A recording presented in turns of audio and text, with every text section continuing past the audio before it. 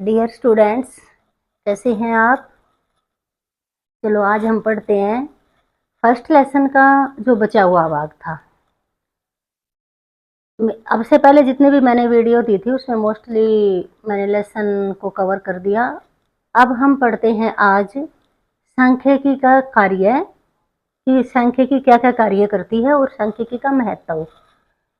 ये कई बार 4 नंबर के आ जाते हैं तो आप 4 पॉइंट लिख सकते हो, 2 नंबर के आते हैं तो 2 पॉइंट लिख सकते हो।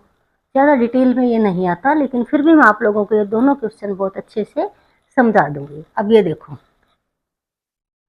सांख्यिकी का क्या कार्य है, सांख्यिकी क्या कार्य करती है, सांख्यिकी के कौन कौन से काम हैं। काम में आप क्या करोगे, सबसे पहला है कि सांख्यिकी जो है वो आंकड़े इकट्ठे करती है। सांख्यिकी तथ्यों को आंकड़ों में व्यक्त करती है। तथ्यों का मतलब, जैसे हम कोई भी जब बोलते हैं वो तथ्य हो गया।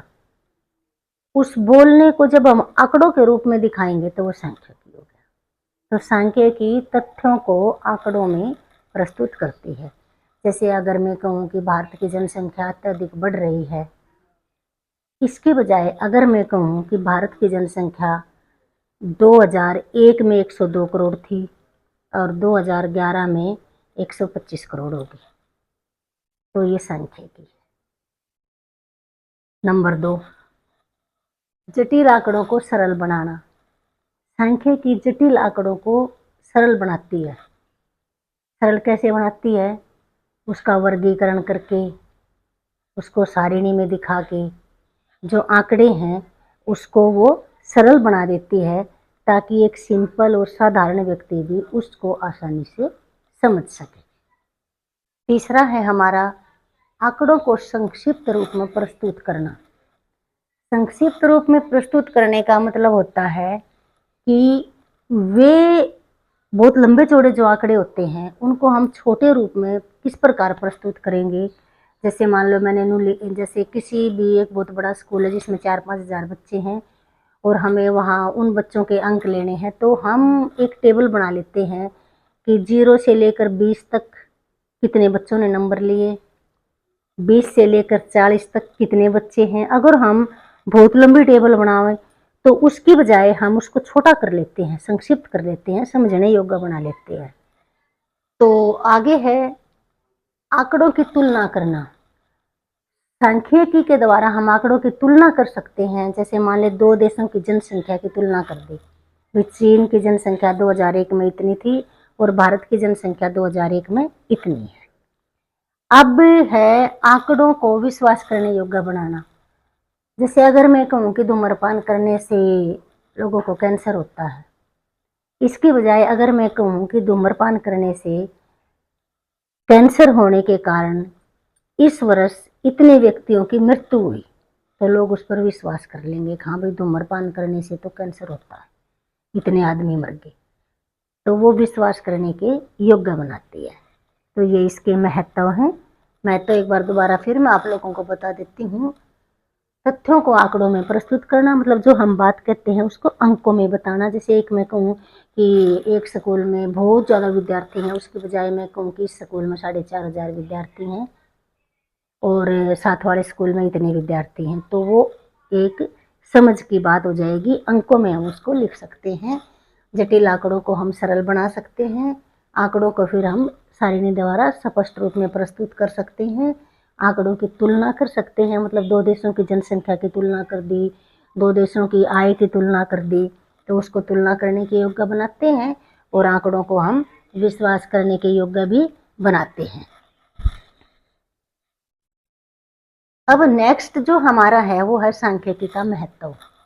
महत्व में देखो, एक साधारण व्यक्ति के लिए सांख्यिकी का क्या महत्व है। सिंपल साधारण व्यक्ति हैं, लेकिन जब हम सांख्यिकी के द्वारा कोई भी आंकड़े प्रस्तुत करते हैं तो उनके ज्ञान में वृद्धि होती है। उनको पता चल जाता है कि हमारे देश में इतने व्यक्ति बेरोजगार हैं, इतने पढ़े लिखे व्यक्ति हैं, इतने अनपढ़ व्यक्ति हैं, इतने सरकारी नौकरी में हैं, इतनी प्राइवेट नौकरी में, तो उनके ज्ञान में वृद्धि हो जाती है। तो एक सिंपल और साधारण व्यक्ति के लिए भी इसका महत्व है। व्यापारियों के लिए महत्व, जो व्यापार करने वाले व्यक्ति हैं, कौन सी वस्तु खरीद कर कौन सी वस्तु बेचें, वे पिछले साल के आंकड़ों के आधार पर अपने व्यापार में वृद्धि करके अधिक लाभ कमा सकते हैं। उत्पादक के लिए महत्व, जो फैक्ट्री वाले व्यक्ति हैं, जो वस्तुओं का उत्पादन करते हैं, वे सांख्यिकी के आंकड़ों के आधार पर ये देख लेते हैं कि समाज में किस वस्तु की डिमांड अधिक है, मतलब किसकी मांग अधिक है, किसको अधिक खरीद रहे हैं, फिर वो वही वस्तुएं बनाते हैं और अपने लाभ में वृद्धि करते हैं। आगे है एक वित्त मंत्री के लिए महत्व।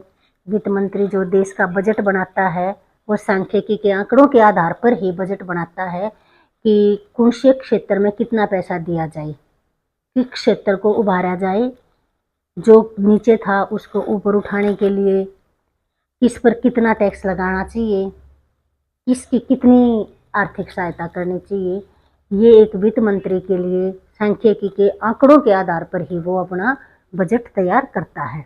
अब जैसे बैंक है, बैंक के लिए भी महत्व, बैंक के लिए ब्याज की दरों का निर्धारण करने के लिए, या जब वो बैंकों को लोन देता है, दूसरे व्यक्तियों को लोन देता है, तो आंकड़ों के आधार पर वो निर्णय लेता है कि कितना लोन दिया जाए, कितना लोन नहीं दिया जाए, ब्याज की दर का कितना निर्धारण किया जाए। तो ये सब सांख्यिकी के आंकड़ों के आधार पर ही किया जाता है। आगे है बीमा कंपनियों के लिए महत्व। बीमा कंपनी कहते हैं ना, जैसे एक व्यक्तियों का बीमा करती है तो किस रेट से बीमा करे, वो एक एवरेज देखती है जनसंख्या की, जो हमारी टेबल है उसको देखकर कि भाई मृत्यु दर, जन्म दर, उसके आधार पर वो एज को फिक्स करती है। उसी के आधार पर वह बीमे की किस्त का निर्धारण करती है, एज का निर्धारण करती है। एक रेलवे के लिए भी सांख्यिकी का महत्व है। क्या है रेलवे के लिए कि भाई पिछले जो हमारे आंकड़े हैं, पिछले साल के जो हमारे आंकड़े हैं, उनके आधार पर हम देख सकते हैं कि इस वर्ष हमने रेल की टिकट में कितनी वृद्धि करनी चाहिए या नहीं करनी चाहिए, रेल की लाइन कितनी बिछानी चाहिए या नहीं बिछानी चाहिए, क्योंकि हम आंकड़ों के आधार पर ही हम ये बता सकते हैं कि इतने व्यक्तियों ने रेल में सवार किया है, इतना ने नहीं किया। अगर घाटे में चल रही है तो क्या करना है, फायदे में चल रही है तो क्या करना है, तो वो हम आंकड़े देखकर ही बता सकते हैं। तो ये हमारे सांख्यिकी के हैं महत्व, साधारण व्यक्ति के लिए, व्यापारियों के लिए, उत्पादक जो वस्तु बनाते हैं उनके लिए, ठीक है, वित्त मंत्री के लिए, बैंकों के लिए, बीमा कंपनियों के लिए, सब के लिए हमारी सांख्यिकी का बहुत बहुत महत्व है। तो आज के लिए इतना ही काफ़ी है। तो मेरे प्यारे विद्यार्थियों, जो मैं आप लोगों को पढ़ाती हूँ उसको थोड़ा सा ध्यान से देखो, ध्यान से पढ़ो, समझने की कोशिश करो। मेरे लेसन पढ़ने के बाद, सुनने के बाद मेरी वीडियो एक बार किताब से दोबारा फिर उसको रिवाइज करा करो, या बार बार इसको देखकर आप रिवाइज करा करो। जो चीज़ मैं आपको पढ़ा रही हूँ वो समझ के, सुन के उसको एक बार अपनी कॉपी में राइट डाउन किया करो, उसको लिखा करो।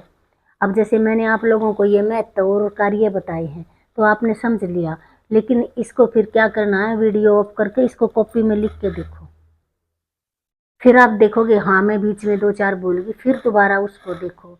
तो इस प्रकार आपकी पढ़ाई आसान हो जाएगी, आपको अब ये सब्जेक्ट बिल्कुल भी मुश्किल नहीं लगेगा। और आगे एक बात और मैं आपको बता देना चाह रही हूँ कि 11th जो इकोनॉमिक्स है उसकी बजाय 12th की सब ईजी है, बहुत ईजी है। तो धन्यवाद मेरी वीडियो देखने के लिए, समझने के लिए, और चैनल को सब्सक्राइब करने के लिए। अपने दूसरे फ्रेंड्स, दूसरे विद्यार्थियों के पास भी आप अपनी इस वीडियो को शेयर कर सकते हो।